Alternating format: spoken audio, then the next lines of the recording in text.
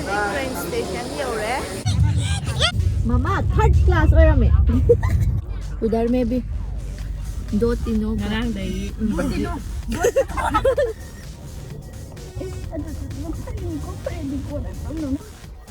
Come ready or hai ki anova version na sila.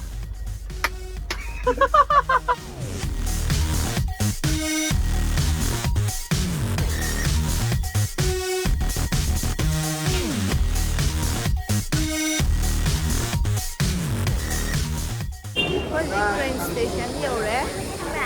Cái nó đã sẽ có cái thằng đó này mỗi người dám đi là lap á mà là có mỗi thằng cái mỗi dám không có bị được anh tưởng cái có dám thì lap ไปมองจะtàu rẻ rồi này cái năng năng quá khuyên là từ thằng nhau mà phong tụi lên vì này vì thôi anh tôi lúc bây giờ không lòng cái này nó hàng rồi năng năng đi làm rồi cái này ba nhẹ quay vô năng năng năng năng bác cái này bác chắc không phải làm đã quay ra thì phải cái nó phải ra này là anh đưa cái tàu rồi thôi anh tôi lúc bây giờ quay ra cái không mà phong tụi hết không có mình chụp cái lệ lên vì này vì lên phong vậy thôi phong này tôi chỉ xin cả hàng cho khôngได้วันคือที่ไหนแต่คุณมาแก้ไขที่ตรงนั้นมาขายมาขายเป็นไงที่ตามมาถึงเจอเป็นขายที่ปฏิปุงตามาขายกับอะไรที่พวกแกขายด้ามขายด้ามขายด้ามขายเดียวกันด้ามขายแล้วที่นั่นอะไรที่แล้วไอ้ไหนเป็นไหน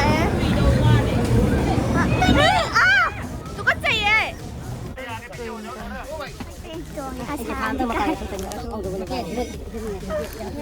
Sida oydan rajdhani haraga adu start tawamna khatang indhara ane yamna phasabi room ga khaidok pi adu ara boy khalu re baka ado sidi sai ba thin ta sidi do third class oyda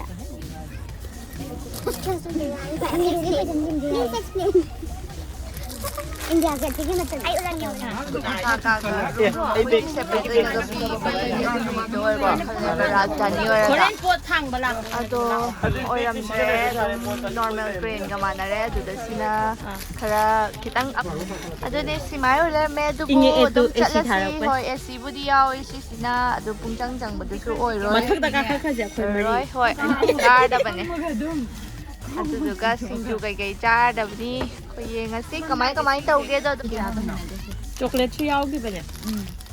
ai si pam Sorry, sina kulanga nga si train gi mukbang ahan ba. Se ma kon tao e se ma.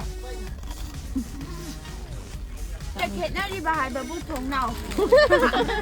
Oh, thong nau and the eshi. Thong nau and the eshi. Mon. Jana ba. Ta po yela kira. Yela. Wow! Wow! Evening snacks cha shu gamla. Mayam ay kaka phajaba oiram daga su chana ba Pagana tu te sa tunge ba ka. Ani khatang oi ba. Adadi kaino hotel gi ta ta da ken was da gi kaino macha adum biri e ba ka aduga sit minus leather oi da na adum moina kaino gi ta ta cover ha te ba white gi hoi adu ne adu man white ko ba aduga pada phajabi ga khalla aduga sumaina su khalle ba aduga sumaina thong du ama thong du hangdorok ko do moi noi na thong di ya pan de ai ta ina YouTube de ba su pe na taw ko do pada ga ka masagi pi ba do hai ta sina mu train normal ga di manay ba sina kitang upgrade or AC ora adagi F&B facilities pa ida adagi adung khara floor na di hai changa roi garam chai changa roi ai di slums ma'am sumpang lao tala Bye daddy Foreign chana ko di parang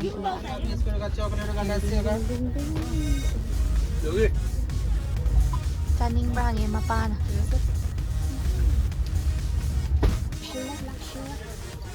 Thôi cái nó miên lệ gì cái nó không đi hàng đối vậy nè. हाँ ये आपका 6 हो गया ठीक है इसमें देख लेना हर पैकेट में 2 बेडशीट एक चावल लास्ट में बेडशीट चाहिएगा ठीक है गुम होगा तो पेमेंट करना पड़ेगा हाँ ठीक है भैया thank you เคยให้เนาะmang di ako'y napaisa pinihay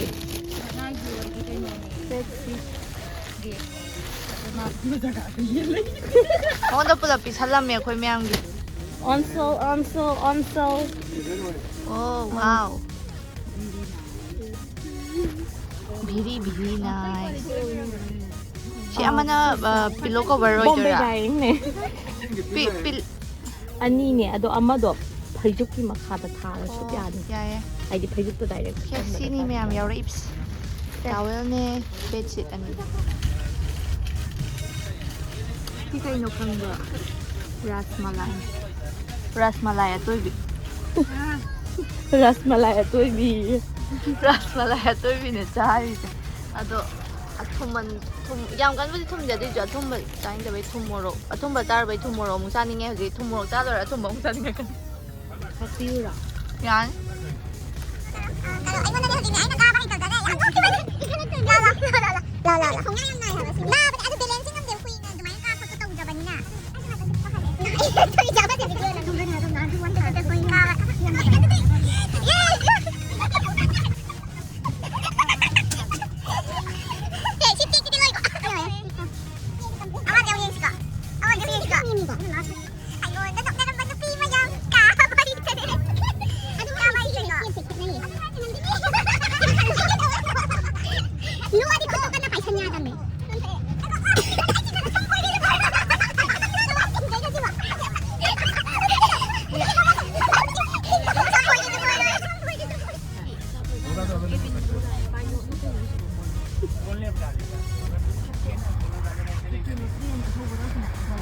ꯐꯔꯦ ꯑꯗꯨꯝ ꯇ꯭ꯔꯦꯟ ꯗ꯭ꯔꯥꯏꯚꯔ ꯀꯦꯕꯤꯟ ꯀ꯭ꯔꯨ ꯔꯣꯁꯤꯗ ꯑꯆꯥꯄꯣꯠ ꯊꯥꯡꯉꯝꯃꯤꯔꯣ ꯑꯩꯈꯣꯏꯁꯦ ꯀꯩꯅꯣꯗ ꯃꯁꯛ ꯊꯤꯕꯩ ꯋꯥꯅꯤ ꯅꯨꯡꯉꯥꯏ ꯑꯩꯒꯤ ꯃꯈꯥꯗ ꯆꯥꯕꯅ ꯍꯧꯗꯧ ꯃꯥꯜꯂꯤ ꯑꯩꯈꯣꯏ ꯃꯊꯛꯇ ꯇꯣꯡꯉꯦ ꯑꯗꯨꯏꯅꯦ ꯃꯃꯥ ꯊꯥꯔꯠ ꯀ꯭ꯂꯥꯁ ꯑꯣꯏꯔꯝꯃꯦ ꯂꯟꯆ ꯄꯨꯔꯛꯈ꯭ꯔꯦ ꯁꯤ ꯗꯥꯟ ꯆꯥꯗ ꯉꯥꯎꯔꯕ ꯀꯩꯅꯣꯝ ꯇꯧꯔꯤ ꯄꯥꯕꯨꯡ ꯀꯥꯈꯠꯂꯛꯇꯣꯏꯔꯥ ꯉꯥꯏꯍꯥꯛ ꯉꯥꯏꯍꯥꯛꯂꯗꯤ ꯀꯔꯝ ꯀꯥꯟꯗ ꯀꯣꯜ ꯂꯥꯛꯈꯤꯕꯗꯒꯤ ꯀꯃꯥꯏꯅ ꯆꯥꯗꯣꯏꯅꯣ ꯑꯣ ꯃꯈꯥꯗ ꯑꯩ ꯆꯤꯟꯗꯨꯝ ꯊꯝꯈ꯭ꯔꯤꯁꯦ ꯄꯥꯕꯨꯡꯅ ꯊꯝꯈ꯭ꯔꯤꯁꯦ ꯍꯥꯏꯖꯅꯕꯗꯨꯅꯦ ꯁꯤꯔꯣ ꯐꯖꯗ꯭ꯔꯣ ꯐꯖꯩ ꯍꯥꯏꯕ Semi tai tai ya, semi tai ting ting ting ting. Pabung naik cross dog dia. Aswa paksa na lor ping se. Lor de. Hindi. Meron ising. तुम्हारा इसिंग इधर है. yan di Yan cari. payan Kurang gre. Train makong mati ang kurang gre. เราจะเทรนมาคงจะเทรกมาเตะมา Train mati hai ba. Moi mati am te kurang bra khang din gak gak yam tawai chu tawai tap ta. Yan cari. Dahi.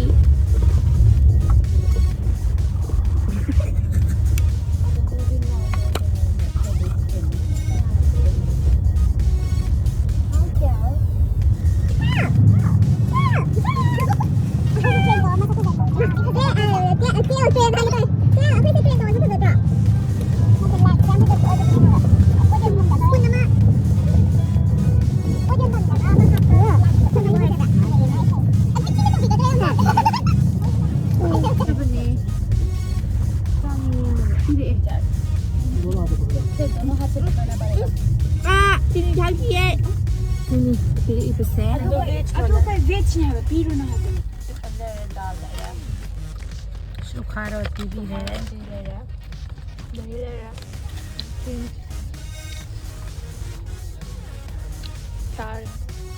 ꯑꯗꯨꯗꯤ ꯆꯥꯔꯒꯦ ꯃꯌꯥꯝ นี่40นุ่งดังอีก ꯍꯣꯏ ꯆꯥꯛ ꯆꯥꯕ ꯂꯣꯏꯔꯦ 11ꯒꯤนุ่งดังꯄꯨꯡ 9ꯒ minute 40ꯗ ꯁꯤꯡꯖꯨ ꯁꯨꯕꯗꯣ ꯅꯝꯍꯧꯔꯝꯒꯗꯕꯅꯦ ꯅꯝꯍꯧꯗ꯭ꯔꯦ ꯁꯨꯕ ꯂꯣꯏꯔꯦ ꯁꯤꯗ ꯑꯣꯏꯅ ꯇꯣꯠꯂꯦ ꯈꯨꯠꯁꯦ ꯍꯥꯝꯕ ꯇꯟꯕꯒꯤ ꯁꯤ ꯃꯅꯨꯡꯗ ꯁꯦ ꯃꯣꯏꯕꯩ ꯁꯤ ꯄꯤꯕꯤꯈꯣ ꯁꯦ ꯌꯨꯝꯊꯪꯅꯕꯗ ꯁꯤꯡꯖꯨ ꯂꯥꯜꯂꯤꯌꯦ ꯑꯩꯈꯣꯏꯁꯦ ꯍꯩꯗꯣꯛꯑ ꯆꯥꯁꯦ ꯍꯥꯏꯔꯣ ꯌꯨꯝꯊꯪꯅꯕꯗꯒꯤ ꯁꯤꯡꯖꯨ ꯂꯥꯜꯂꯛꯏꯌꯦꯅ ꯁꯦ ꯈꯔ ꯍꯩꯗꯣꯛꯑꯣ ꯑꯝꯇ ꯀꯩ ꯌꯨꯝ ꯄꯤꯔꯛꯑꯒꯦ ꯍꯥꯎꯕ꯭ꯔꯣ ꯋꯥꯎ ꯑꯥꯏꯁ ꯀ꯭ꯔꯤꯝꯁꯦ ꯄꯨꯔꯛꯑꯦ ꯃꯌꯥꯝ ꯋꯥꯎ ꯌꯥꯝ ꯅꯨꯡꯉꯥꯏꯌꯦ ꯃꯣꯏꯁꯦ ꯊꯥꯔꯠ ꯀ꯭ꯂꯥꯁ ꯑꯣꯏꯔꯁꯨ ꯌꯥꯝ ꯅꯨꯡꯉꯥꯏꯌꯦ ꯃꯌꯥꯝ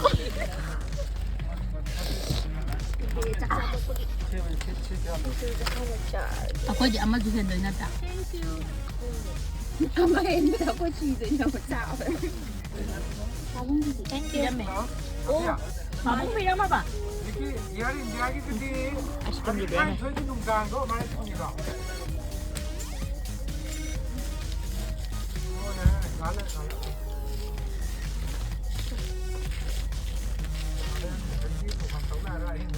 나돌 hindu 나돌 상상이 어디로 남자 아이스크림 먹방 아이스크림 짜리 한 잔이 있고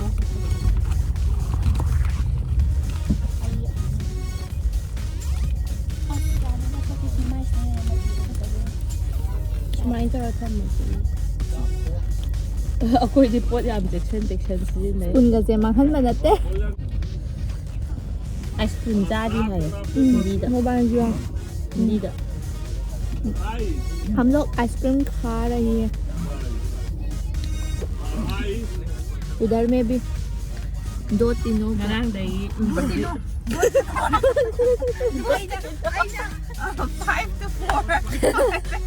उधर में भी हमारे दोस्ती 2 है और उस लोग भी खा रही है ngarang deh क्या बात ngarang deh ni Hindi exam तो इन्हें बात तुम बहु को ले आगे तो रखा फेल हो तो क्यों बात दो हिंदी का गोल्ड मेडल लो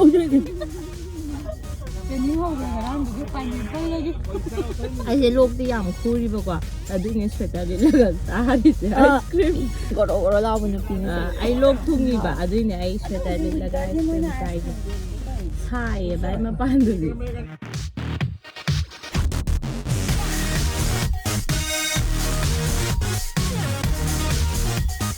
비비라면 매안 아시마 이제 따랐다 나무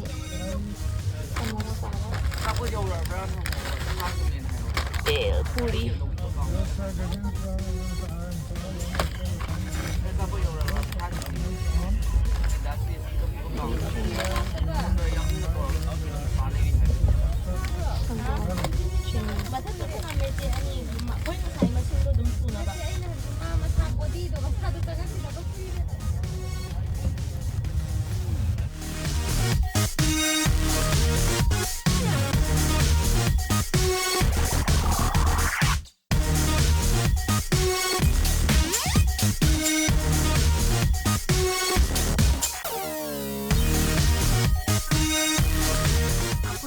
Pulagi lakpa, cabin crew na muyen bire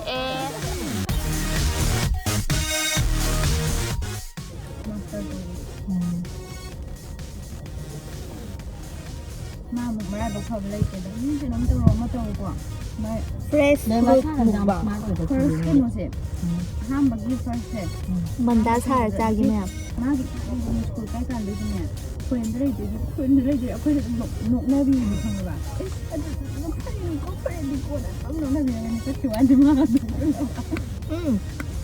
थोड़ा सोर है थोड़ा स्वीट है स्वीट एंड सोर अच्छा है कम रेडी और हुजिक तफरे संगनी तुमनी ये नवालागा हसी हॉलिडे स्पेंड तौरी सुमाइना उनका तौरनी good morning Rajdhani train third class ओइ ब्रश तौबा लोरे ब्रश तौरे आई खतंग ngaire ai yahu the download tꯧdꯣꯏꯔꯥ download tau khangde no hodi thawgi yam phajadro paanse jamnaro se ai ni jamna do ora bo adum ni labuk to monse kainom thai ko lâu lâu tôi phải làm hàng có đại rồi mà cũng cũng chưa cày nổi không để mình cái đông cày đông ra muôn giàu với đông re nó cái đồ chắc cái gì che नमक के नंगी तो red भी है juice भी है juice भी है रेड भी है ये क्या है ये बटर है ब्रेड भी है सी कोई की जे नॉन वेज का तो नहीं वेज में आ रहा है breakfast with the view cái babu ice cream से हम इंगमन लेने ने ꯃꯉꯣꯟꯗ ꯍꯤꯇꯔꯅꯦꯕ ꯁꯤꯒꯤ ꯃꯤꯁꯦ ꯃꯥꯁꯦ ꯍꯤꯇꯔꯅꯦꯕꯀꯣ ꯑꯗꯨ ꯃꯉꯣꯟꯗ ꯑꯩꯒꯤ ꯑꯃ ꯃꯅꯤꯟ ꯀꯥꯕꯩ ꯚꯤꯗꯤꯑꯣꯗꯣ ꯍꯥꯏꯕꯤꯔꯛꯀꯦ ꯑꯗꯨ ꯍꯤꯇꯔꯅꯦ ꯍꯥꯏꯕꯒꯤ ꯄ꯭ꯔꯃꯥꯟꯗꯣ ꯑꯗꯨꯅꯦ ꯑꯩꯒꯤ ꯑꯥꯏꯁ ꯀ꯭ꯔꯤꯝꯁꯦ ꯏꯪꯃꯜꯂꯦꯅ ꯃꯍꯤ ꯈꯤꯇꯪ ꯂꯥꯡꯊꯣꯛ ꯈꯤꯇꯪ ꯁꯥꯒꯠꯍꯟꯕꯅꯦ ꯍꯧꯖꯤꯛ ꯑꯩꯈꯣꯏ ꯀꯩꯅꯣ ꯕꯤꯍꯥꯔ ꯂꯥꯟꯊꯣꯔꯛꯑꯦ ꯌꯨꯄꯤꯒꯤ ꯆꯇ꯭ꯔꯄꯨꯔꯤ ꯀꯔꯤ ꯌꯨꯄꯤ ꯃ ꯋꯦꯁ ꯕꯦꯡꯒꯜ ꯌꯨꯄꯤ ꯗꯦꯜꯂꯤ ꯃꯅꯥꯎ ꯆꯠꯂꯁꯤ ꯋꯥꯔꯦ ꯀꯩꯅꯣꯒꯤꯅꯦ ꯋꯦꯁ ꯕꯦꯡꯒꯣꯜꯒꯤ ꯀꯩꯅꯣ ꯆꯇ꯭ꯔꯄꯨꯔꯤ ꯌꯧꯔꯦ ꯅ꯭ꯌꯨ ꯖꯜꯄꯥꯏꯒꯨꯔꯤ ꯍꯦꯟꯗꯣꯛ ꯅ꯭ꯌꯨ ꯖꯜꯄꯥꯏꯒꯨꯔꯤ ꯍꯥꯏꯕ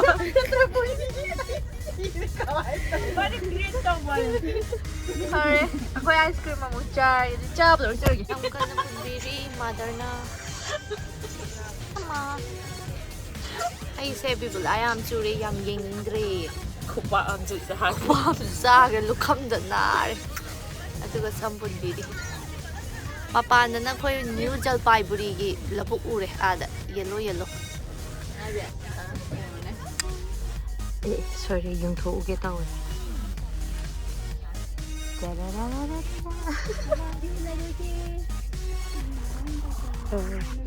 ꯑꯩ ꯊꯥꯔꯇꯤꯅꯦꯁꯦ ꯌꯥꯔꯤꯁꯦ ꯍꯣꯇꯦꯜꯗꯩ ꯀꯪꯗꯕꯤ ꯄꯨꯔꯛꯄ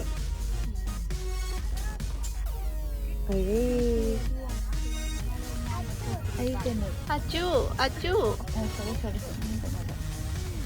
मेरे को भी दे दो मेरे हमको भी दे दो हमको भी दे दो हमको भी दे दो इधर में आंटी को भी दे दो थैंक यू वाओ बहुत अच्छा है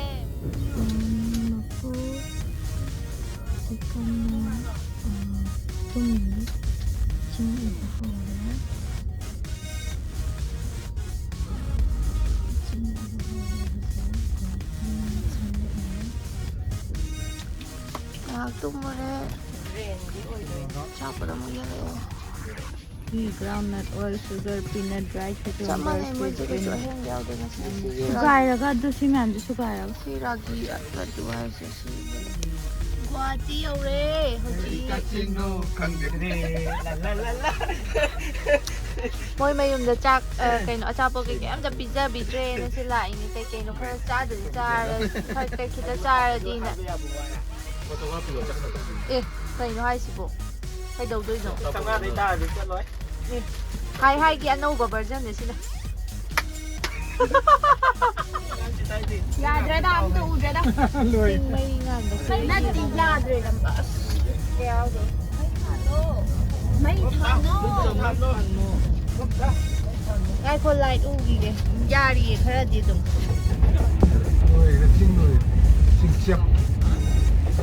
ꯆꯤꯡ ꯂꯣꯏꯈ꯭ꯔꯦ ꯑꯥꯗ ꯑꯩꯈꯣꯏ ꯗꯤꯃꯥꯄꯨꯔ ꯌꯧꯔꯦ ꯃꯌꯥꯝ ꯇ꯭ꯔꯦꯟꯗꯒꯤ ꯀꯨꯝꯃꯦ ꯁꯤ ꯂꯩꯔꯦ ꯄꯣꯠ ꯆꯩꯁꯤ ꯃꯌꯥꯝꯁꯦ ꯍꯟꯖꯔꯦ ꯍꯧꯖꯤꯛ ꯄꯨꯡ ꯕꯥꯔꯣꯒ ꯁꯝꯊꯤꯡ ꯇꯥꯔꯝꯗ ꯃꯥꯜꯂꯦ ꯄꯨꯡ ꯀꯌꯥ ꯇꯥꯔꯦ ꯕꯥꯔꯣ ꯃꯈꯥꯏ ꯇꯥꯔꯦ ꯉꯁꯤ ꯔꯥꯖꯙꯥꯅꯤ ꯇꯣꯡꯕꯒꯤ ꯑꯦꯛꯁꯄꯤꯔꯤꯌꯦꯟꯁ ꯈꯔ ꯐꯣꯡꯗꯣꯛꯄꯤꯔꯝꯃꯨ ꯂꯧꯁꯜꯂꯛꯏꯅꯦ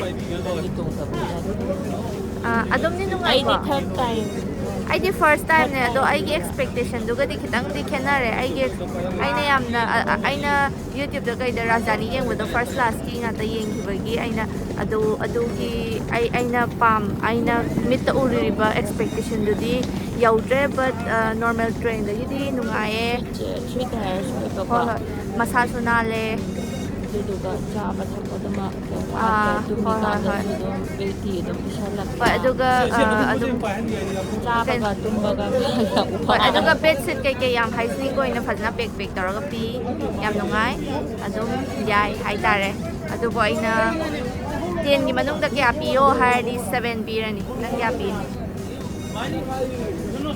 ꯑꯗꯨꯃꯥꯏꯅ ꯑꯗꯨꯝ ꯀꯣ ꯑꯣꯀꯦ ꯑꯗꯨꯒ ꯑꯩꯈꯣই ꯁꯤꯗꯒꯤ ꯑꯩꯈꯣꯏ ꯕꯁꯇ ꯂꯧꯕ ꯂꯥꯛꯑꯅꯤ ꯑꯩꯈꯣꯏ ꯄꯨꯂꯞꯀꯤ ꯑꯣꯏꯅ ꯑꯗꯨꯝ ꯂꯧꯕ ꯂꯥꯛꯑꯅꯤ ꯀꯩꯅꯣ ꯇꯧꯋꯦ ꯍꯣꯏ ꯄꯦꯁꯦꯟꯖꯔ ꯑꯣꯏꯕ ꯇꯣꯡꯉꯔꯣꯏꯕ ꯑꯩꯈꯣꯏꯒꯤ ꯑꯣꯏꯅ ꯑꯗꯨꯝ ꯇꯣꯉꯥꯟꯅ ꯀꯩꯅꯣ ꯂꯥꯛꯆꯔꯅꯤ ꯑꯗꯨꯗꯨꯒ ꯌꯨꯝ ꯍꯜꯂꯅꯤ ꯍꯣꯔꯦꯟ ꯑꯗꯨꯝ ꯑꯌꯨꯛꯇ